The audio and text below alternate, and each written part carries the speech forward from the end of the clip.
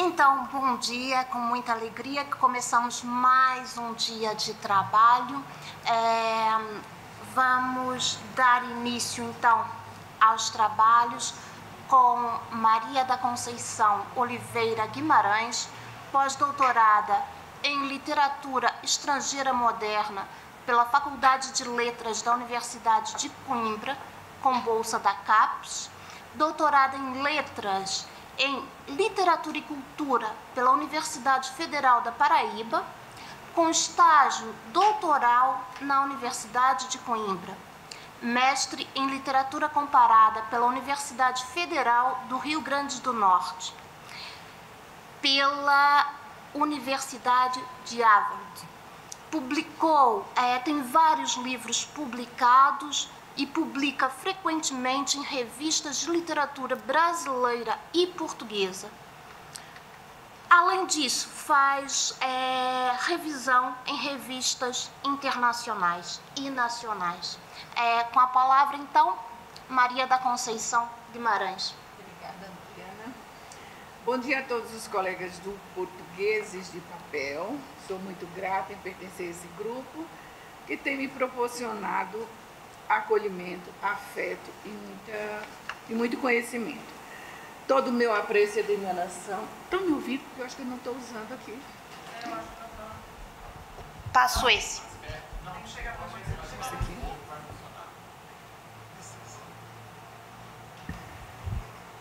Ok. Ótimo, tchau. E agora? Agora sim.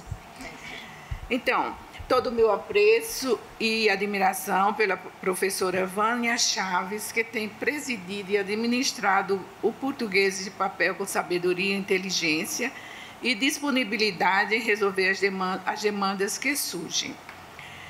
Dou meus parabéns a todos os colegas que já apresentaram as suas brilhantes pesquisas, que me deixaram ávida pela leitura de obras que ainda não conheço.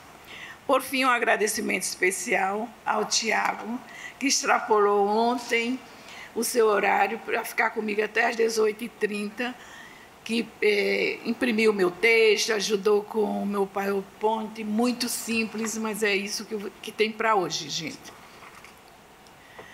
Por fim, vamos terminar com a rasgação de seda, né? E vamos aos trabalhos. Minha fala é sobre o romance Boca do Inferno, de Ana Miranda, e não trago muitas novidades sobre o romance, trato apenas de 3 pontos fulcrais na obra: a turbulência política, a corrupção também política e a ambiguidade do homem histórico, Gregório de Matos, ficcionado por Ana Miranda. Passo a ler, porque é para não esquecer umas coisas aqui, poucas, mas interessantes e importantes para o conhecimento da obra. Boca do Inferno, primeiro romance histórico de Ana Miranda, narrado em terceira pessoa, ficciona a vida do poeta Gregório de Matos Guerra.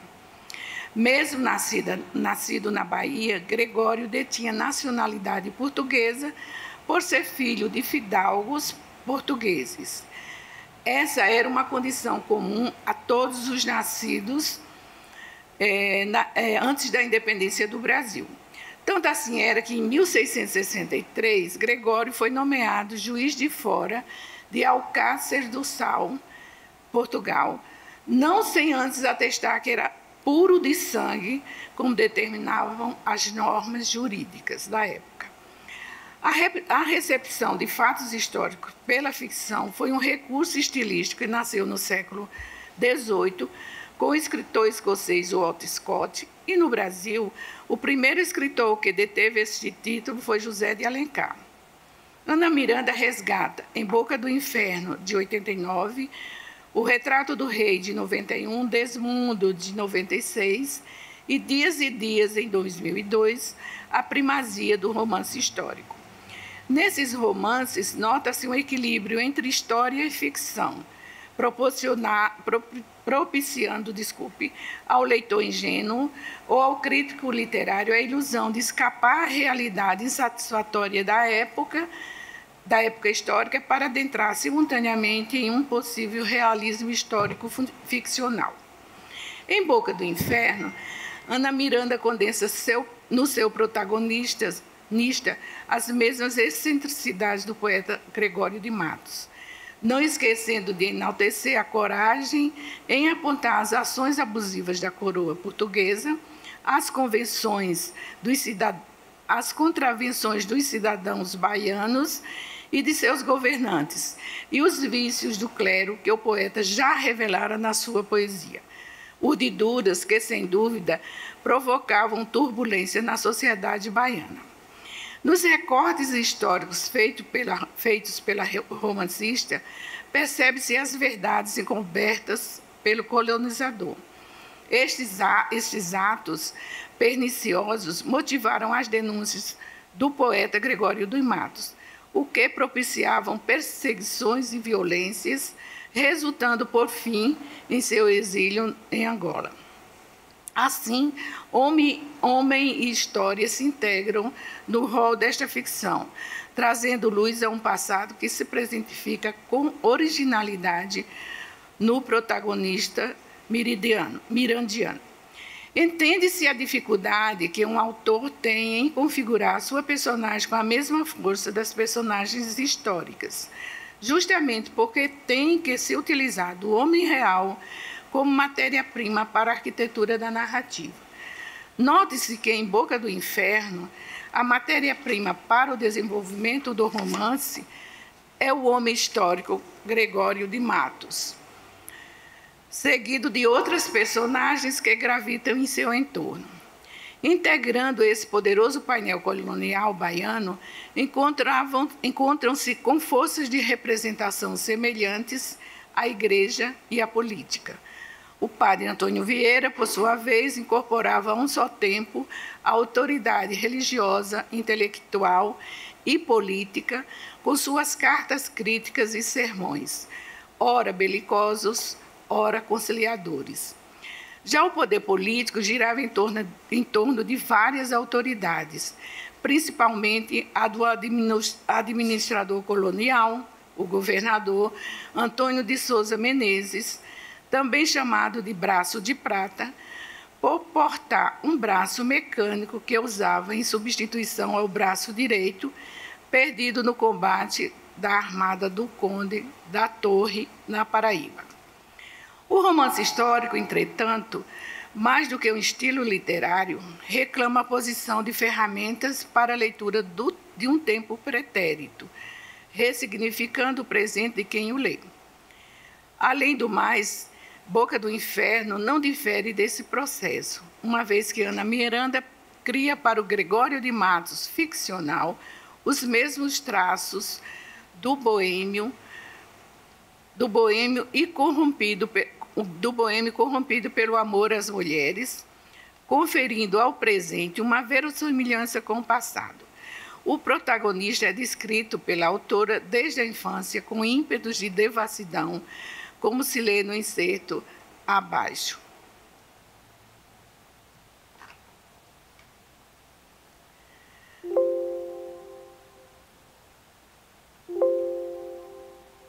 Não foi. Bom, vou começar a ler até entrar e vocês acompanham aí. Ao entrar para o colégio dos jesuítas, Gregório de Matos já se interessava pelas mulheres.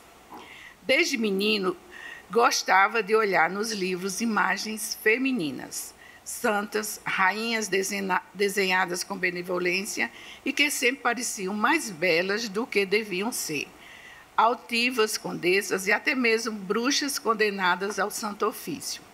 Na rua, o menino ficava extasiado com as mulheres de carne e osso, com seus rostos e suas formas, alvas como jasmins, vermelhas, azeitonadas ou escura como a lascívia. Sentia-se atraído por todas as mulheres. Diz que lera nos livros serem as mulheres diabos disfarçados, circes encantadoras, tentações infernais, peçonhentas no coração e na boca, copuladoras vorazes, Eu vou pular essa parte. As que tinham um rosto de anjo e maior doné eram as mais perigosas. Fim de citação.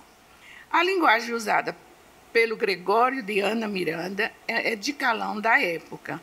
Entretanto, os poemas do poeta baiano é quase singelo, como podemos verificar no poema Formosura de Dona Ângela. Não vi em minha vida a formosura, ouvia falar nela cada dia, e ouvida me incitava e me movia a querer ver tão bela arquitetura. Ontem a vi desventura, ontem a vi por minha desventura, na cara, no bom ar, na galhardia, de uma mulher que em anjo se mentia, de um sol que se trajava criatura. Me matem, disse, vendo abrasar-me.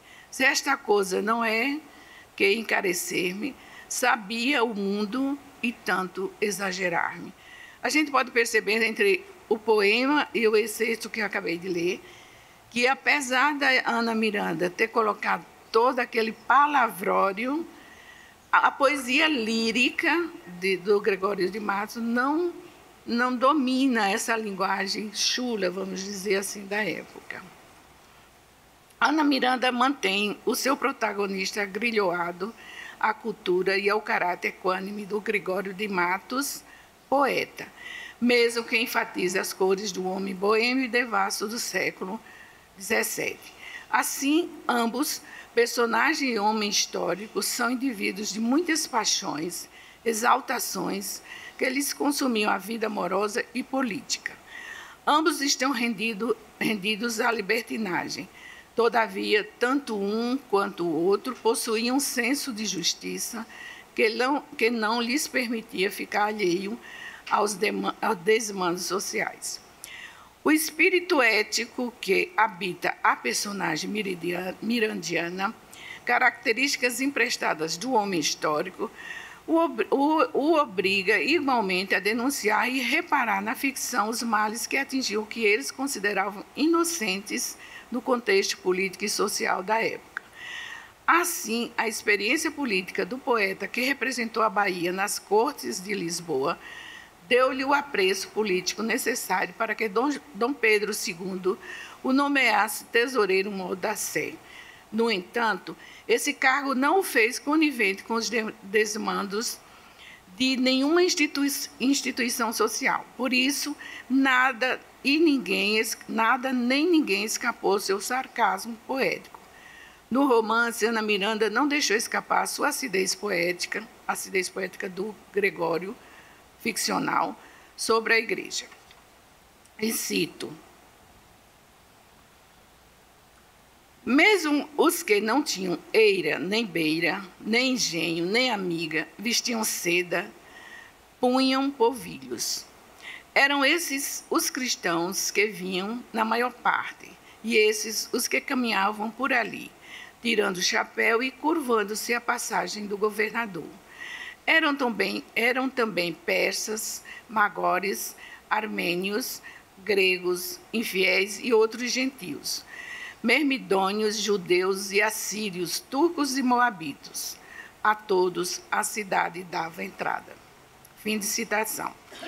O romance de Ana Miranda não legitima os atos corruptos e as turbulências políticas praticadas na Bahia do século XVII. Apenas exibe as características dos espaços, das organizações que formam um elo entre Gregório de Matos, da época colonial, e o seu protagonista. Esses traços são realçados pelo romance histórico como representação de um espaço e de um tempo em uma sociedade que deles fez parte. Por isso, a romancista dá voz à sua personagem com o mesmo sentido político que assistia ao poeta barroco. O homem ficcional congrega a mesma força crítica e corrosiva das sátiras do poeta, não poupando o governador, o clero, os comerciantes, os negros e os mulatos. Corroborando a afirmação acima, coteja um excerto do romance com um poema do Gregório de Matos que chama Epílogos. O Gregório de Matos, de Boca do Inferno, questiona: de que pode servir calar? Não tem isso. Não. Então, vou ler. Não tem, desculpem aí. O Gregório de Matos, de Ana Miranda, questiona: de que pode servir calar? Nunca se há de falar o que se sente? Dizem que sou satírico e louco, de língua má, de coração danado. Mas os que não mordem é porque não têm dentes. Os que têm telhado de vidro não lançam pedras nas telhas alheias. A mudez canoniza as bestas. Os padres são os filhos das putas. O Gregório de Matos, poeta, já questionara a sociedade, a igreja, no poema Epílogos, que no PowerPoint só tem uma parte, e eu vou ler só essa parte para não me alongar. Esse é um poema já conhecido por quase todo mundo, e que é interessante porque ele trata da mesma forma todos os poderes da época colonial na Bahia. Que falta nesta cidade? Verdade. Que mais por sua desonra? Honra. Falta mais que se lhe ponha vergonha.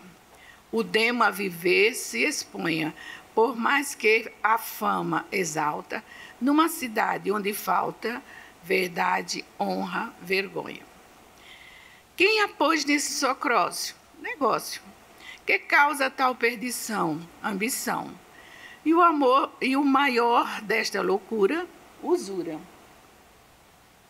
Notável desaventura de um povo nécio e sandeu, que não sabe o que perdeu, negócio, ambição, usura.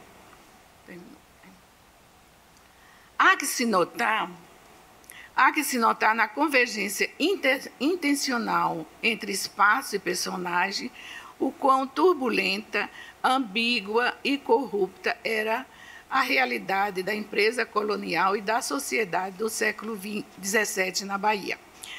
A ficção criada por Miranda no século XX empenha-se em unificar sua personagem ao poeta, ao espaço e ao tempo, as raízes de um processo político em consonância com uma sociedade onde imperava a ganância e a corrupção.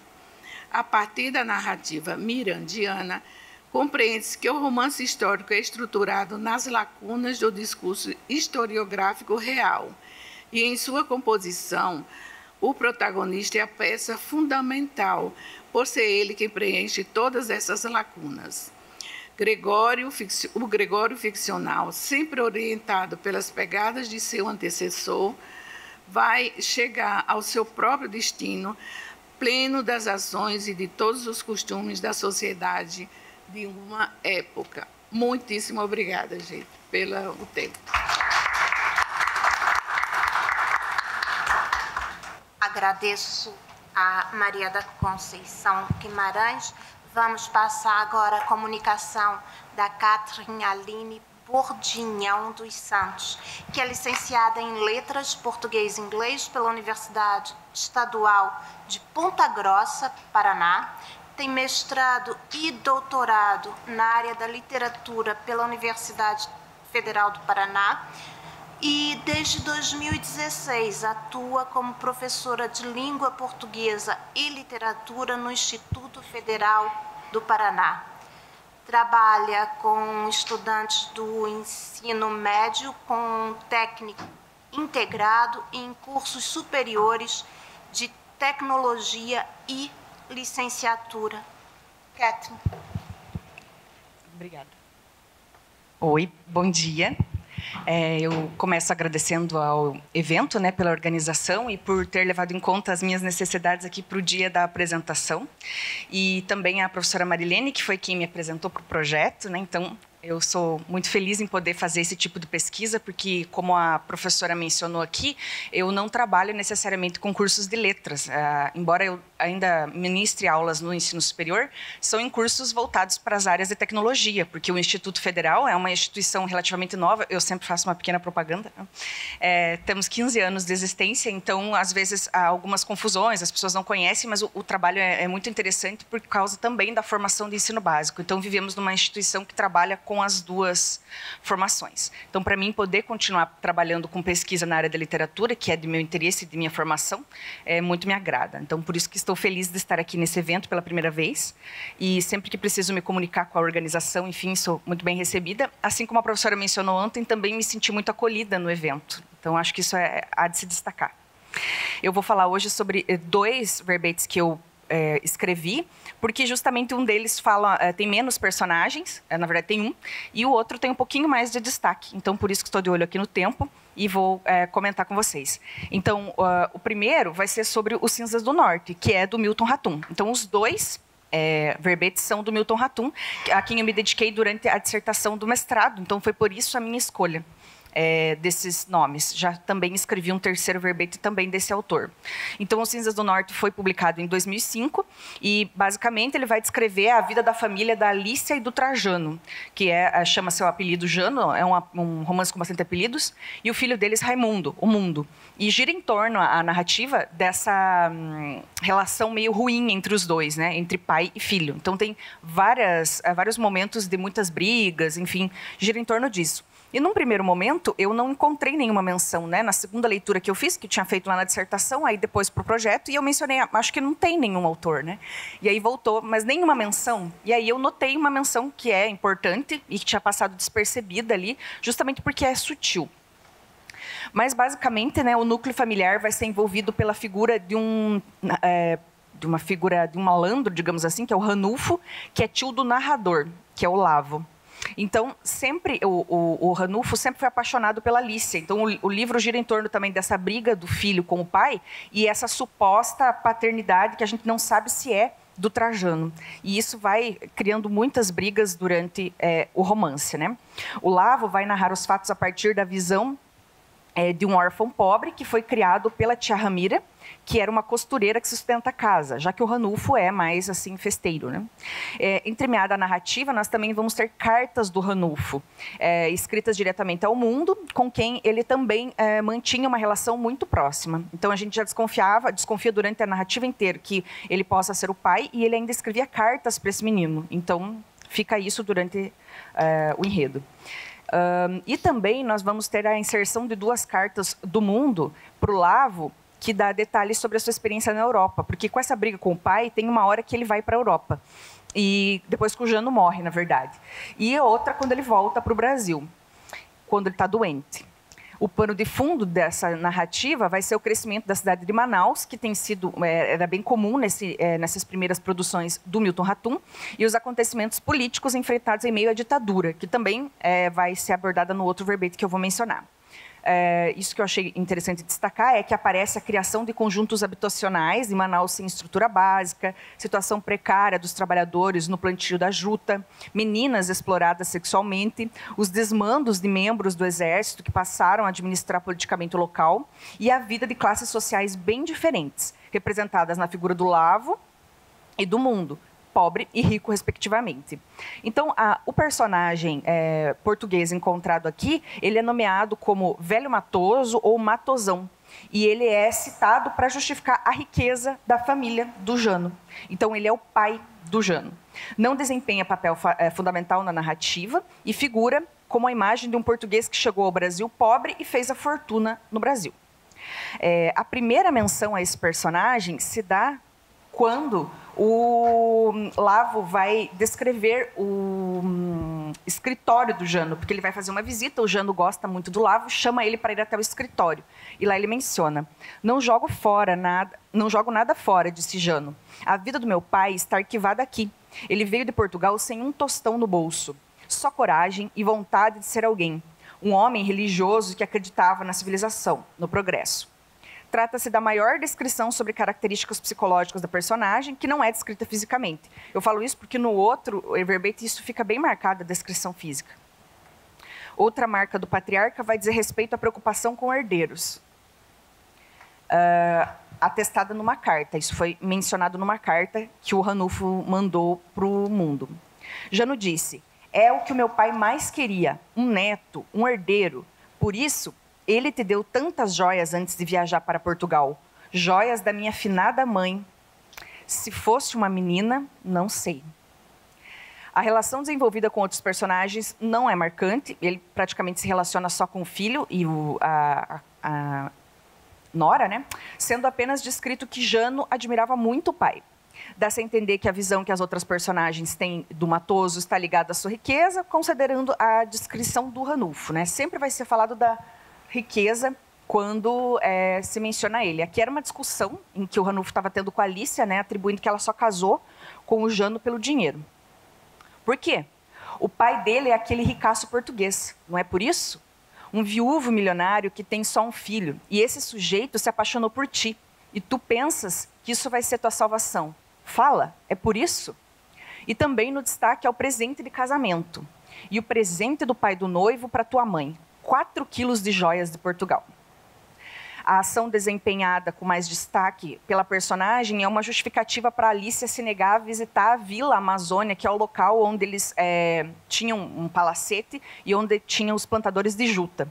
Então, o pai é mencionado nesse momento aqui, que explica por que a Alicia não gosta de ir até lá. Quando ela estava quase ganhando filho, né, que teve essa ocasião aqui. Uma viagem rápida, disse Jano. O pai dele, o Matosão, queria dar adeus à propriedade antes de ir de vez para Portugal. Jano, que venerava o pai, não desejava decepcioná-lo. Embarcou no Santa Maria. Desde essa viagem, tua mãe embirrou com a Vila Amazônia.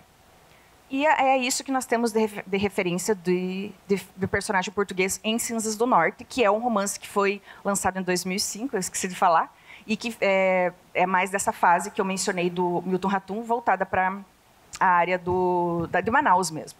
Eu digo mais para essa área, porque aí nós vamos ter aqui o início de uma nova trilogia do Milton Ratum, lançada em 2017.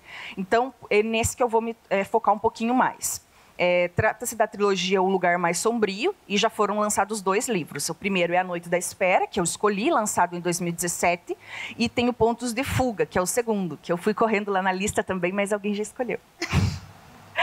Enfim, então, só para mencionar um pouquinho, né, aqui muda um pouco a abordagem, porque o Milton Ratum vai colocar esses personagens longe de Manaus. Então, a história basicamente vai abordar a vida do Martim, que é um adolescente. Então, que vai ver a vida mudar. A gente mencionaram ontem, né, o romance de formação, e o próprio Milton Ratum vai falar que isso aqui se trata de um pouco de romance de formação. Ele vê a sua vida mudar quando os pais se separam, e ele acaba ficando só com o pai, mudando-se de São Paulo para Brasília, justamente por volta de 1968. Então, de novo, nós vamos ter a ditadura aqui bem marcada. A despedida da mãe acaba se tornando definitiva, porque no decorrer da narrativa, eles não conseguem mais se ver pessoalmente. Então, esse título aí, A Noite de Espera, ele diz respeito a uma noite justamente em que se marca que vai encontrar a mãe e ele fica esperando essa mãe, né? Isso é um drama que vai passar pela vida do Martim. O momento em que o Martim chega a Brasília coincide com a sua entrada na universidade, fazendo com que se depare com uma realidade completamente diferente da que estava acostumado, tanto na questão das relações sociais, quanto nas especificidades da cidade de Brasília. Logo na chegada, se envolve com um grupo de amigos que fazem parte de um grupo de teatro amador, passando a vivenciar experiências amorosas, estudantis e de militância. Participa de um jornal independente e convive com algumas autoridades daquele momento, em meio à constante falta da mãe e de uma indiferença por parte do pai. Então, novamente, temos um personagem masculino com dificuldades de relacionamento com seu pai. Ao mesmo tempo, o país enfrenta um dos momentos mais duros da ditadura, tornando o ambiente em que Martim vive ainda mais tenso, o que se concretiza com prisões de amigos, cancelamentos de eventos e desaparecimentos de figuras importantes da militância. O cotidiano de Brasília e suas desigualdades também é retratado por meio de personagens que ajudaram a literalmente construir a cidade, mas que acabaram fadados a viver em situação delicada na periferia da cidade, na chamada cidade satélite. Nós temos um dos meninos deste grupo que vive uma realidade completamente diferente, porque, afinal de contas, o Martim era filho de um funcionário público, então ele tinha uma vida um pouco mais fácil do que alguns desses amigos. E é legal ver essa abordagem também dessa situação social. O medo do pai do Martim diante das ações do filho e os efeitos que podem causar na sua vida pública danificam ainda mais a relação entre eles. O pai acaba tornando física a separação sentimental que sempre ocorrera, uma vez que decide se mudar, obrigando o Martim a encontrar abrigo em outro lugar. As notícias da mãe rareavam e Martim encerra a narrativa testemunhando a prisão de vários de seus amigos e sendo aconselhado a fugir diante das consequências que o recém-baixado Ato Institucional número 5 causava na capital do país. Assim, o romance, escrito em forma de diário, apresenta a vida de Martim durante a espera pela mãe e as descobertas da vida em Brasília, e trechos da vida pós-fuga, já em Paris. Então, não é um romance linear ali, né? Alguns detalhes sobre o contato com os antigos amigos e os desafios da vida em outro país aparecem, com uma frequência menor, mas demonstrando como a situação do Brasil, já em 1978, 10 anos após os primeiros acontecimentos do romance, ainda não havia mudado. E aí eu cito a parte aqui em que o Milton Ratum explica o romance como de formação. Diz o Milton Ratum, acho que isso eu não coloquei aqui. Segundo o Ratum, é um romance de aprendizado, de formação. Foi a minha intenção desde o início. E isso tem a ver com a formação de Brasília, uma cidade em formação, uma cidade infante, com 8 anos, que está se formando num ambiente repressivo e opressivo, é o que diz o autor. Dessa forma, é nítido como as experiências vividas por Martim colaboram para a sua formação juntamente com a cidade. Nesse sentido, é que surge o personagem português que eu considero de destaque aqui na narrativa, que é o Jorge Alegre. E que foi uma surpresa saber, né, que ele é uma homenagem a um personagem real lá que viveu em Brasília, e depois eu vou dar os detalhes aqui. Então, o Jorge vai desempenhar uma função basilar, porque ele é a primeira pessoa que o Martim conhece quando chega na cidade nova. E que, simbolicamente, lhe presenteia com um mapa do local. A partir da proximidade com o Jorge Alegre, por meio do cotidiano com o emprego na livraria Encontro, vivencia uma realidade da cidade além da escola e da universidade, ainda que a contragosto do pai, como eu já mencionei, né? Ainda que eu acredite que o Jorge Alegre é importante no texto, não necessariamente isso parece ser ligado à nacionalidade dele. A imagem de Portugal não é evocada quando se fala do Jorge Alegre, ou mesmo pelo personagem durante o romance. Então, vamos falar dele, né? A primeira descrição, como eu disse, aqui nós temos uma descrição física, né, do Jorge Alegre. Então, é a primeira pessoa que o Martim conhece, como eu mencionei para vocês, e diz lá no romance. Na porta, um homem gorducho, rosto sanguíneo, perguntou se eu estudava no plano piloto ou numa cidade satélite. Era bem visto pelos colegas, e o Jorge Alegre era bem visto pelos colegas do estudante, porque ele promovia diversos eventos na livraria Encontro. Então, era um espaço muito importante, tanto para a cidade quanto para os amigos, porque movimentava a cena cultural de Brasília. Em determinado momento, lá também se diz que ele nasceu no Porto. Após as dificuldades de relacionamento com o pai, que era o Rodolfo, né, aumentarem, o Martim pede emprego ao Jorge. Então, ele pede para trabalhar lá na livraria. Só que isso vai acabar causando muitas críticas de todo mundo, né? Aqui ainda eu coloquei um trecho em que o nortista vai falar sobre a figura do Jorge Alegre, que eu já vou citar aqui mais para frente. Com o aumento da repressão, uma das primeiras personagens porque se teme é o livreiro, porque ele promovia alguns encontros na livraria Encontro, se juntavam pessoas da militância lá. Então, ele não era muito bem visto. Então, se preocupa, na hora que começam a prender as pessoas, que começam a desaparecer, a primeira preocupação é com ele. Ao questionar sobre o paradeiro do amigo, o Martim é informado de que ele teve de fechar a livraria, mas estava bem. É a última informação que nós temos dele no romance. No artista, um dos amigos de Martim, resume o caráter que atribuía ao personagem português. Jorge Alegre me emprestou os outros livros. Não devolvi nenhum. É um acordo tácito entre leitores sem grana e um livreiro humanista. Então, a gente vai notando os adjetivos atribuídos ao Jorge, sempre de forma muito carinhosa e gentil, né? Que não é para todo mundo, né? Porque o pai, em alguns momentos, deixa marcas sobre o que significa quem é o Jorge Alegre, né? O trabalho não é o verdadeiro problema. Isso aqui são falas do pai. O livreiro é que não é confiável. E aí, mais para frente, ele continua. Você ainda trabalha na Encontro? Não sabe que esse livreiro vermelho é perigoso? Então, como eu disse, não há menções sobre a vida do Jorge Alegre em Portugal. O narrador apenas informa que ele nasceu no Porto, que era aquela estação anterior ali, né? Nascido no Porto, viajara para o Rio em 1962 e em 1967 se mudara para Brasília. Em outra entrevista, então eu encontrei alguns materiais importantes, algumas entrevistas, algumas matérias especiais de jornal sobre a figura desse homem. Por isso que eu achei que foi uma grata surpresa, né? Não há entrevista, o Ratum revela a inspiração para a criação desse personagem, o que pode nos dar a noção da relação dele com Portugal. Jorge Alegre foi inspirado num livreiro, Vitor Alegria, do Porto, que fugiu do salazarismo nos anos 60. Ele foi para o Rio de Janeiro e depois foi para Brasília, onde fundou a livraria Encontro, que foi um ponto de encontro e de resistência, de vanguarda. Trata-se, portanto, do caso de um personagem histórico que traz ainda mais contornos para essa relação que o romance tece com a representação da realidade. Haja vista a descrição sobre o momento histórico vivido por Brasília que ambienta a narrativa.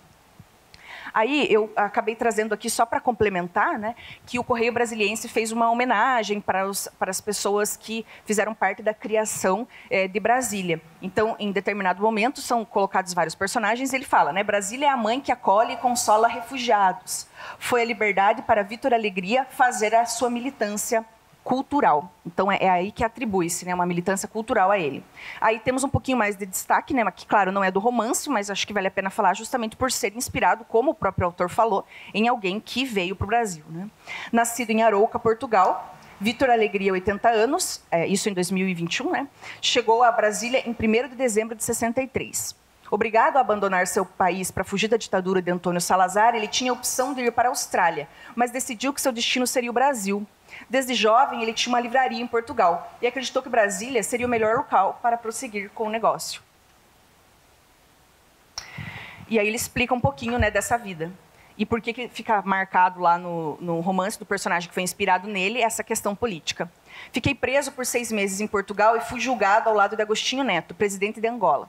Era o primeiro julgamento dos jovens egressos do salazarismo, acrescenta. Vitor integrava o movimento União Democrática, que agrupava todos os partidos que eram contra a ditadura. Assim que chegou, se instalou no Hotel Nacional e abriu a célebre livraria Encontro, que, durante muitos anos, foi o centro da atividade cultural brasiliense. Segundo Vitor, o espaço só fechava para as pessoas dormirem. A Encontro era frequentada pela fina flor da política e do Supremo Tribunal Federal, como Gustavo Capanema e Hermes Lima. Estou terminando aqui as leituras, né? A livraria também funcionava como sebo, galeria de arte e espaço de teatro. Então, por isso que cabe tão bem na narrativa, porque era um grupo de teatro, era lá que eles se encontravam, era lá que o Martim passou a entender como funcionava a cidade e valorizar essa questão, entender como se identificava com a militância. Os primeiros debates feministas da cidade aconteceram no Encontro, assim como as primeiras exposições de poemas cartazes com Almeida Fischer. Em uma cidade praticamente vazia, porque tinha 8 anos, né, no começo da narrativa, todos frequentavam os eventos da livraria. Era a representante da cidade. Então, eu encerro aqui essa abordagem dessa figura, que, como eu disse, não esperava encontrar tanto material sobre essa personagem, e acho que fica meio marcado, porque nos 3 verbetes que trabalhei com o Ratum, havia o aparecimento de personagens portugueses. Então, acredito que seja importante e vamos encontrar mais menções a personagens portugueses nas obras dele. Muito obrigada.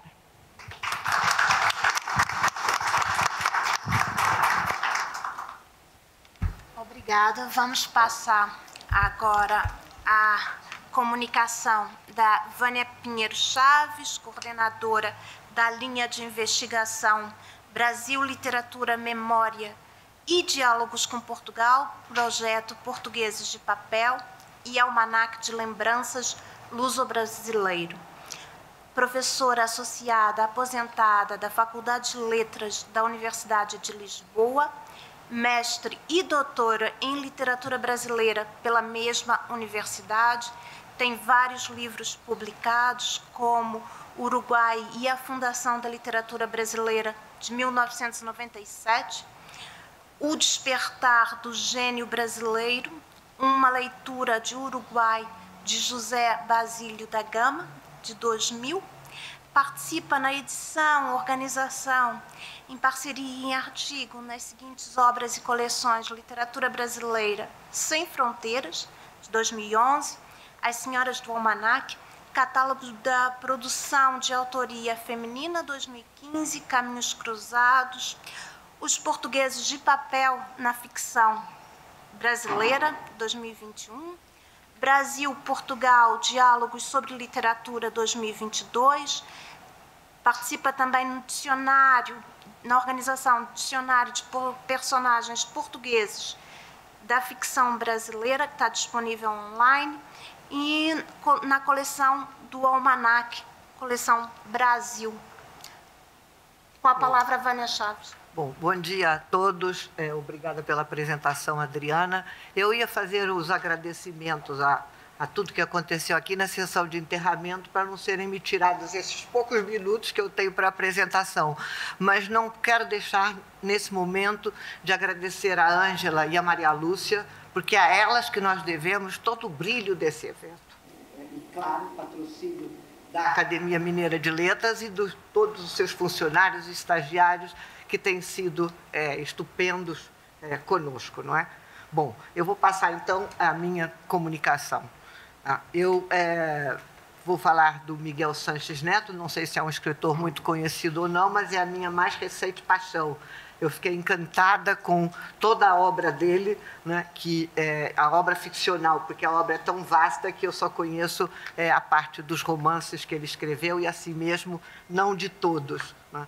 Portanto, professor de literatura e atual reitor da Universidade Estadual de Ponta Grossa, Miguel Sanches Neto nasceu e se criou no interior do Paraná. Multifacetada, a sua obra se distribui por diversos gêneros: poesia, conto, romance, crônica, literatura infanto-juvenil, ensaio, crítica literária. A sua produção ficcional engloba, até o momento, se eu não estou enganada, não saiu um romance esse ano, 8 romances, né, porque acho que está para sair mais um. E, embora Miguel Sanches Neto tenha afirmado mudar o registro de linguagem em cada romance para não se repetir, há neles vários traços comuns. Por isso eu vou falar um bocadinho de alguns deles. Publicado em 2000, o primeiro, Chove sobre a Minha Infância, se enquadra no que tem sido classificado como autoficção. Nele são rememoradas pelo protagonista narrador Miguel, né, sua infância, a sua juventude marcadas pela morte do pai e confrontos com o padrasto, pela pobreza e problemas na escola primária, pelos anos em que foi aluno interno no colégio agrícola e teve como professor um português retornado de Angola. Misto de ficção e história, Um Amor Anarquista, de 2005, retoma o episódio da fundação por um grupo de imigrantes italianos da colônia Sicília, no Paraná, no final do século XIX. O romance assenta em pesquisa realizada no arquivo Cândido de Melo Neto, médico paranaense, que levantou a história dessa primeira tentativa de implantação do ideário anarquista no Brasil. Lançado em 2008, o romance A Primeira Mulher é protagonizado por Carlos Eduardo, um professor universitário, numa trama numa trama típica do romance policial, ao mesmo tempo que tenta resolver seus problemas pessoais.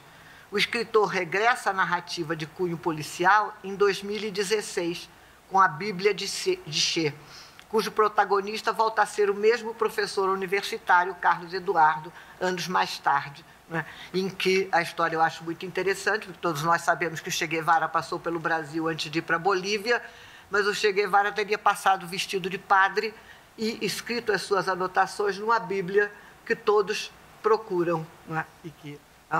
As vivências do escritor impregnam de forma diversa Chá das 5 com o Vampiro, que narra a história de Beto, um jovem aspirante a escritor.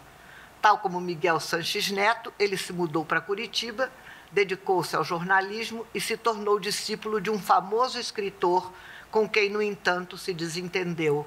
Romance de formação com fortes marcas autobiográficas, o livro causou polêmica pelo fato de o mentor intelectual do protagonista ter sido descodificado como Dalton Trevisan, o que não é negado pelo autor, que entende, contudo, que o seu livro aborda a solidão do escritor aprendiz e o seu difícil relacionamento com o meio literário em que preponderam a mesquinhez e a inveja. Metaficção historiográfica, em que atuam figuras históricas e personagens fictícias, A Segunda Pátria constrói, por meio da paródia e da ironia, uma história passada no sul do Brasil, sobretudo no período da Segunda Guerra Mundial, quando Getúlio Vargas, hesitando entre apoiar os aliados e Hitler, possibilitou que imigrantes alemães assumissem comportamentos nazistas. Esta síntese brevíssima, revela que as vivências de Miguel Sanches Neto, assim como a história, a literatura e o presente do Brasil, repercutem com maior incidência ou menor nos seus romances, que ora se aproximam do discurso autobiográfico, ora estabelecem e problematizam o diálogo com a historiografia. Além disso, neles são abordadas questões relacionadas com a identidade, a memória, a literatura, sua criação e função crítica, a sociedade brasileira com suas mazelas, miséria, corrupção, discriminação, poder político e econômico. Tais aspectos e questões estão presentes também em O Último Endereço, de Eça de Queiroz, esse romance aqui, de 2022, é um romance surpreendente, invulgar e complexo, que, dada a temática desse colóquio, só me é possível abordar em função da presença de personagens portugueses. Aliás, o eixo fundamental do romance, portanto, não é uma matéria lateral aqui. O Último Endereço, de Eça de Queiroz, portanto, agora entro diretamente no romance. Miguel Sanches Neto explicou numa entrevista que a ideia do livro surgiu em 2015 e foi reelaborada ao longo dos anos para mostrar certo deslumbramento do brasileiro em relação ao velho mundo. Referiu ainda que ele foi sendo construído a partir de um conjunto de experiências da releitura de Eça de Queiroz, estudo de pós-doc em Portugal, das vivências que o autor teve no país, convivendo com as pessoas e levando o filho à escola, em um restaurante, tendo uma vida não como turista, mas como uma pessoa integrada à sociedade portuguesa. Essas palavras são dele. Contudo, o romance não é uma reconstrução crítica da atual imigração brasileira para Portugal. Não é uma reunião de memórias pessoais, nem um guia para a leitura de escritores portugueses, ou a descoberta de espaços literários de Portugal. Embora tudo isso aí se encontre e se misture com formas de intertextualidade não percebidas pelo leitor comum, não imediatamente. O protagonista narrador da história é um brasileiro, referido à partida como Rodrigo, depois como Rodrigo SM, designação que o autor confessa ter sido extraída do escritor narrador da Hora da Estrela, através das quais esconde o seu verdadeiro nome. E reparem no nome, Danley dos Santos Matos, só mencionado e assumido no final do relato, razão pela qual valer-me-ei sobretudo do prenome, porque citar Danley a toda hora é difícil para mim, inicial e preferentemente utilizado no romance. Curioso é, contudo, que as iniciais do seu correto sobrenome sejam as mesmas da personagem da Clarice Lispector. Nascido em Peabiru, o próprio Miguel também nasceu lá, e vivendo foi criado lá, e vivendo solitário e pobremente numa kitnet em Curitiba, Rodrigo decide abandonar o seu emprego numa livraria e partir para Portugal em busca do que considera ser a civilização. ou como também afirma das suas raízes portuguesas. Ali se sustenta com os muitos dólares que roubou de Fátima, prostituta sua vizinha, com quem tinha mensalmente relações sexuais. Ao despedir-se, engana-a, dizendo que ganhara uma bolsa para escrever um livro e que a chamaria para viver com ele assim que se instalasse em Portugal. No avião, conta a uma passageira outras mentiras sobre a sua família e sua intenção de alugar uma propriedade rural nas imediações de Tormes. Chegado a Lisboa, Rodrigo se hospeda num hostel que fora residência do casal Isabel da Nóbrega e José Saramago na década de 1970.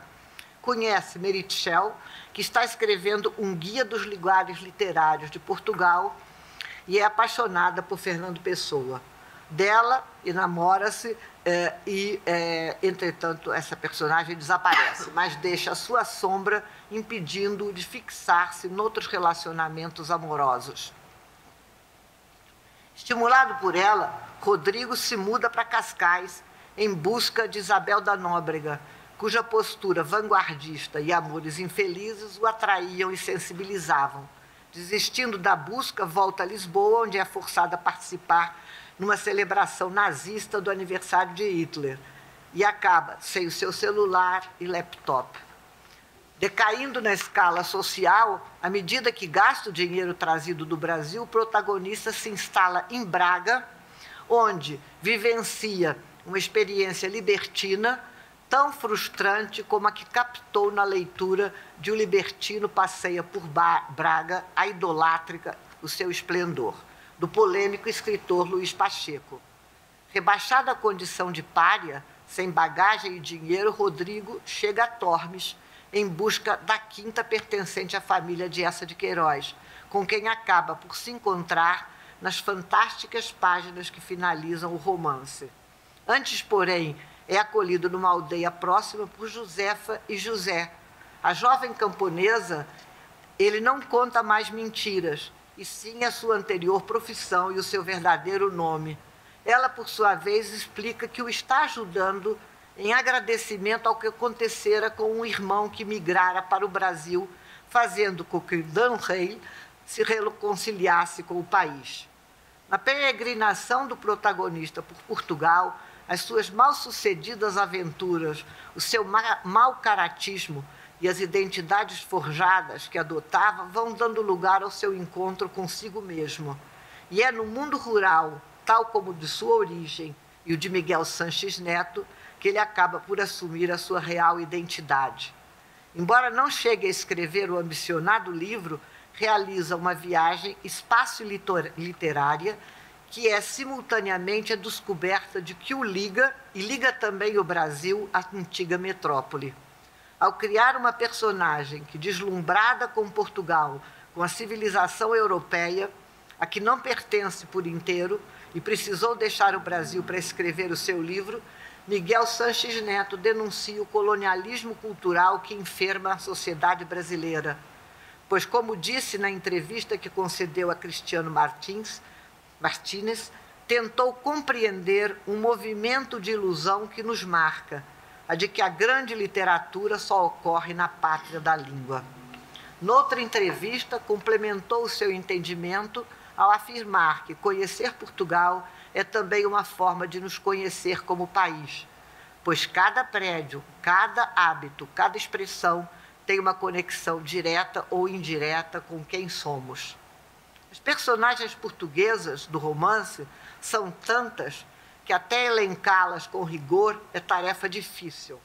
Numa contagem imprecisa, somei mais de 50, introduzidas individual ou coletivamente, e cuja menção, presença ou atuação no relato varia numa escala que vai da ínfima à grande importância, e que na classificação de Philippe Amon faz delas personagens principais, secundárias ou meros papéis exigidos por determinado acontecimento ou função.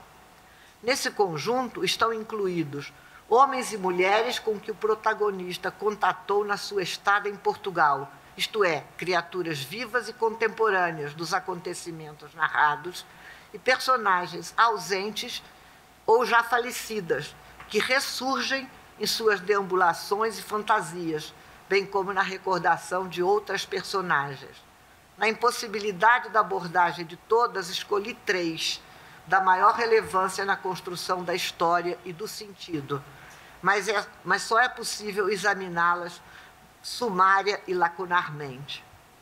No universo dos personagens portugueses vivos e fictícios com que o protagonista se relacionou, o primeiro foi Antônio, que aparece logo no 3º capítulo do romance, após Rodrigo desembarcar em Portugal e ter reservado o quarto num hostel situado na Rua da Esperança, né?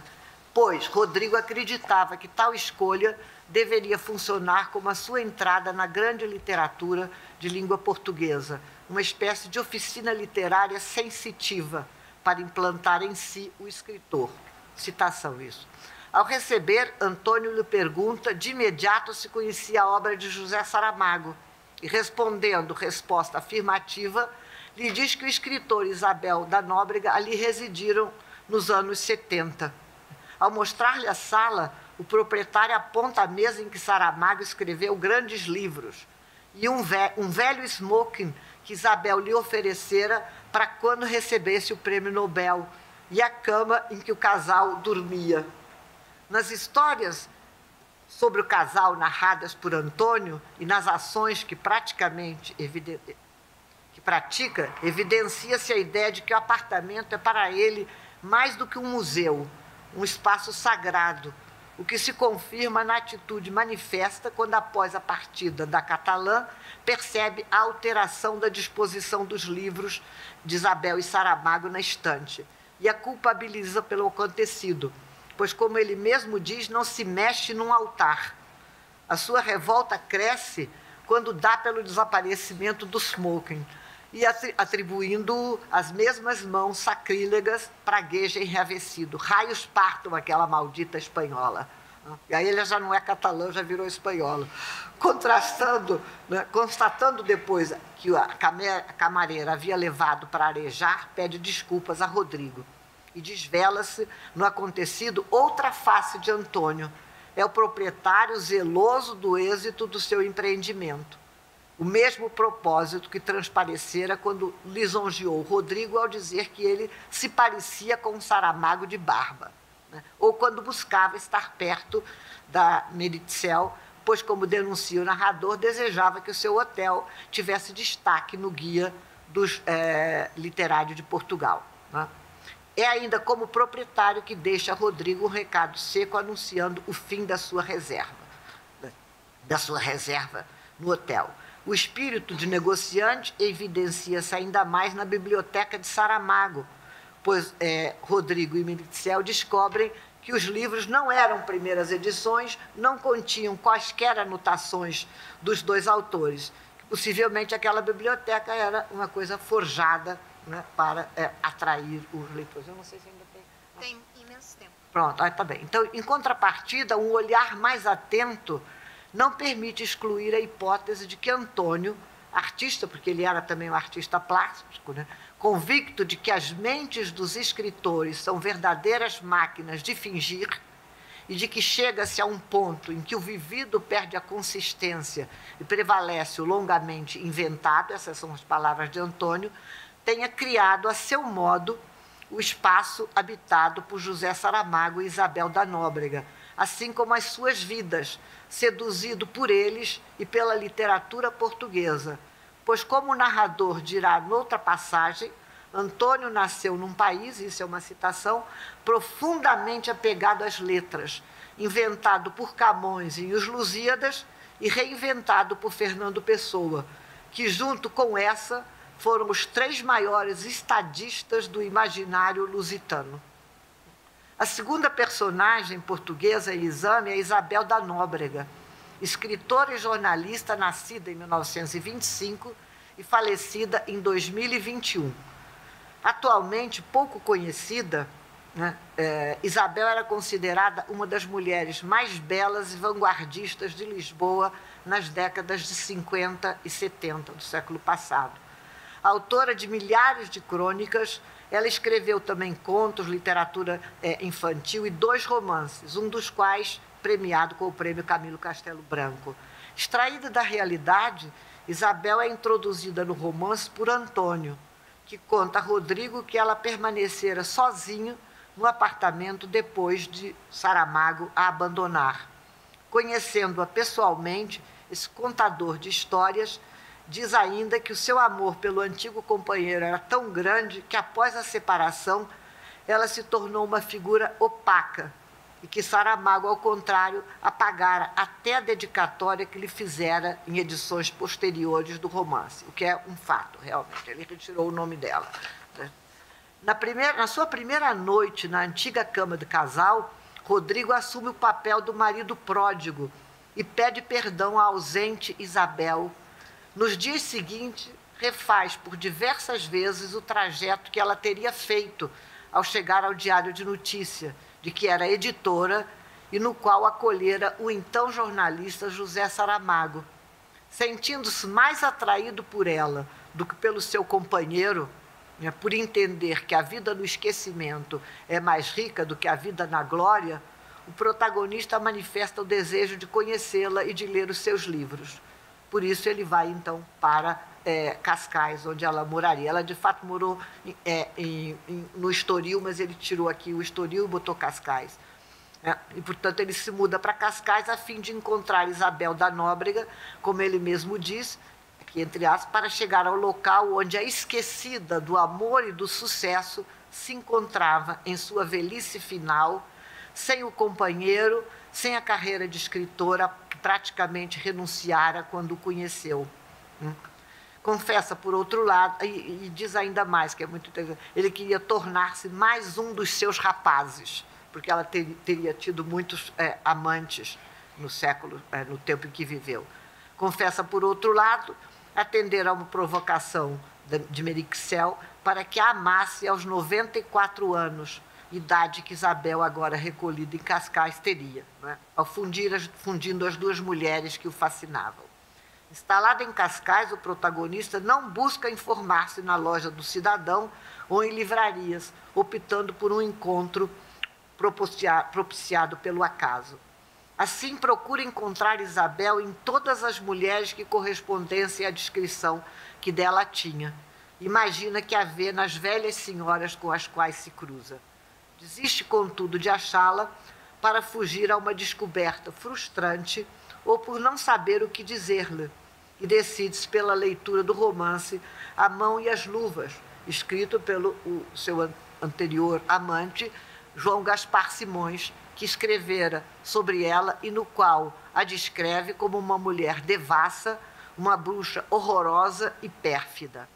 Assinada por Rodrigo S.M., é a única vez que ele usa o SM, a carta é uma declaração de amor à destinatária, cujo sofrimento e atitudes libertárias o missivista resume e valoriza por entender que ela foi uma ativista em prol da emancipação feminina no período da ditadura salazarista, em que o adultério era uma ação política, uma forma de resistir ao regime. Nela também se lê uma crítica feroz a Gaspar Simões, a quem acusa de machista, ciumento e deturpador da personalidade de Isabel, pois não reconheceu que, ao tornar-se sua amante, ela trocava uma vida familiar, estável e luxuosa para arriscar-se a viver um perigoso sonho de liberdade moral, intelectual e política. Para Rodrigo, o amor transformado em ódio no livro do renomado escritor se deveu ao fato de Isabel o ter deixado para viver com um jornalista pobre, portanto, o Saramago, concretizando ideias que trazia do Partido Comunista. Lembrando, por sua vez, que Antônio lhe contara ter Saramago dito que Isabel o parira mais do que a própria mãe, essa é uma citação, o missivista agradece a Tininha, que é o nome que lhe deu o Gaspar Simões no romance e que ele utiliza para escrever a carta a Isabel. Teria sofrido para dar à língua portuguesa o Nobel. Intitula o romance de Miguel Sanches Neto, e não carece de apresentação, essa de Queiroz, terceira personagem aqui abordada e que ocupa maior espaço na narrativa, já no primeiro capítulo do romance, ele fala que vai comprar uma quinta em Tormes, o que motiva os passageiros do avião, que não sabiam o que era Tormes, ele tem que explicar o que era essa quinta. Mais tarde, quando ele está em Lisboa, no Café Martinho, que era o café frequentado por Fernando Pessoa, uma turista brasileira, ignorante, diz para o marido que era o café frequentado por Eça de Queiroz. Então, ele fica chocado com aquilo que ele vai acompanhando, até que, portanto, ele só reaparece no final do romance, mas eu verifiquei que os capítulos finais do romance, onde aparece, são maiores do que todos os anteriores, quer dizer, o conjunto de páginas ainda maior, né? Deixando Braga de comboio, eu já me referi a Braga, Rodrigo desce na estação de Baião, tal como no século XIX o fizeram Eça de Queiroz e o protagonista de A Cidade e as Serras. E devidamente informado por um funcionário dos Caminhos de Ferro, que, à semelhança de Antônio, praticava filosofia literária, porque o funcionário discute com ele se o último endereço do escritor Eça de Queiroz é o cemitério, né?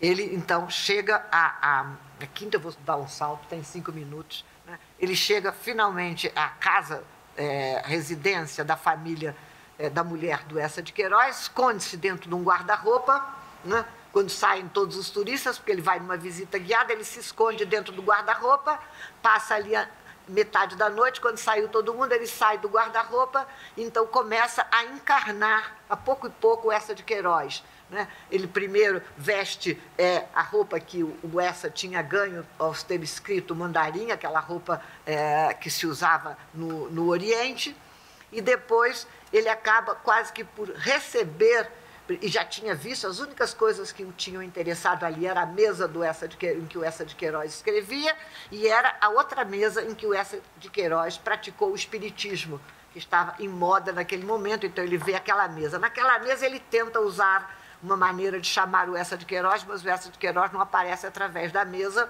vai aparecer depois quando ele o encarna. E então ele escreve o último capítulo do romance, que, tal como a carta Tininha, são os dois que estão escritos em itálico.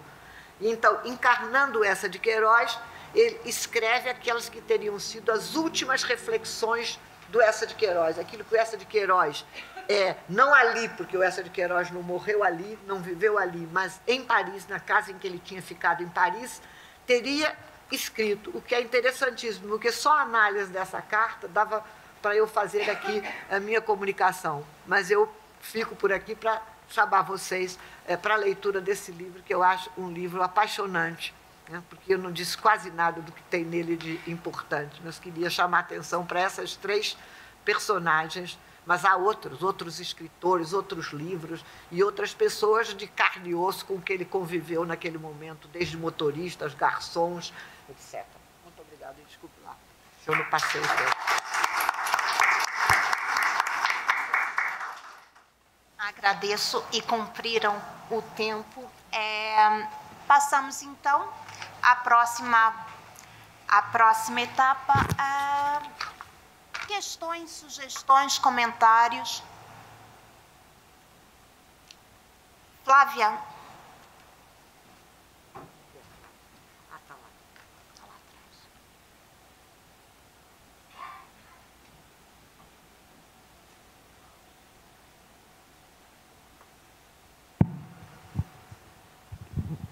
Vânia, o livro do Miguel Sanches Neto, você diz bem, né, que foi publicado em 2016. Não.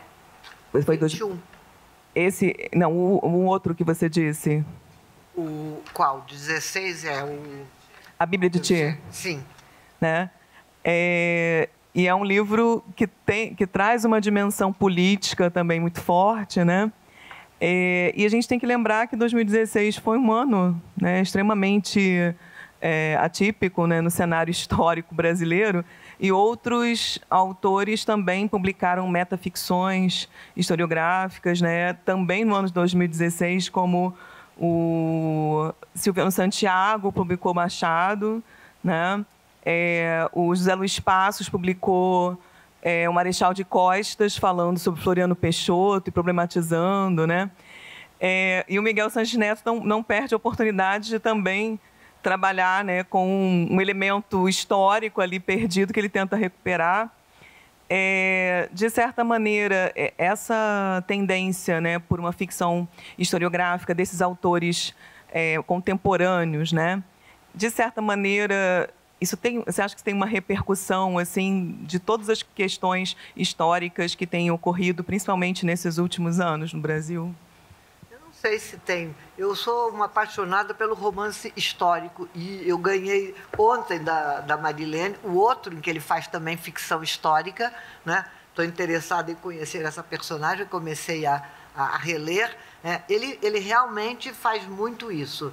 Traz em alguns dos seus livros, isso, A Segunda Pátria, por exemplo, tem uma passagem que eu acho interessantíssima, que é o Hitler teria vindo à América Latina, teria entrado pela Argentina e se encontrou com Getúlio Vargas no Palácio do Governo de Porto Alegre, porque ele ia, portanto, se aliar ao eixo. Ele traz sempre, e também traz sempre, pelo menos, eu não li todos os romances dele, ele escreveu 8, eu li 4 ou 5. Agora, tem sempre uma referência também ao nosso presente.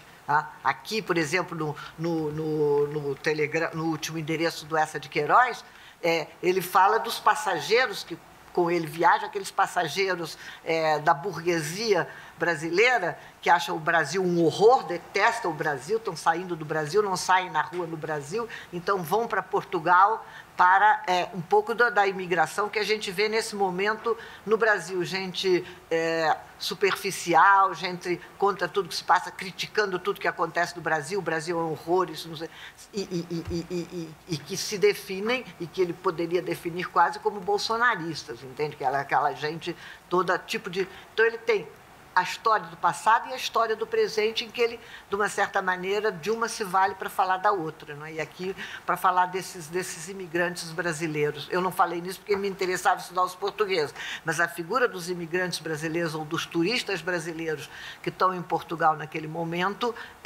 com que ele se cruza, é também um aspecto muito interessante desse romance. Portanto, eu não sei por que se faz...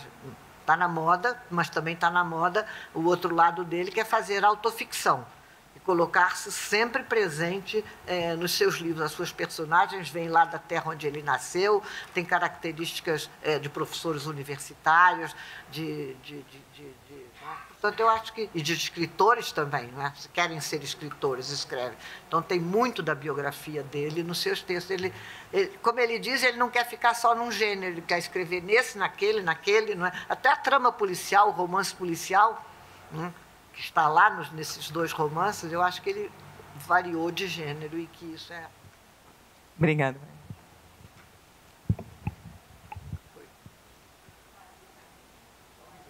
Vou te passar o microfone. Como é gravado. Bem, prazer estar aqui com todos e, Vânia, é um prazer te encontrar e te ouvir, né? Esse texto muito fascinante.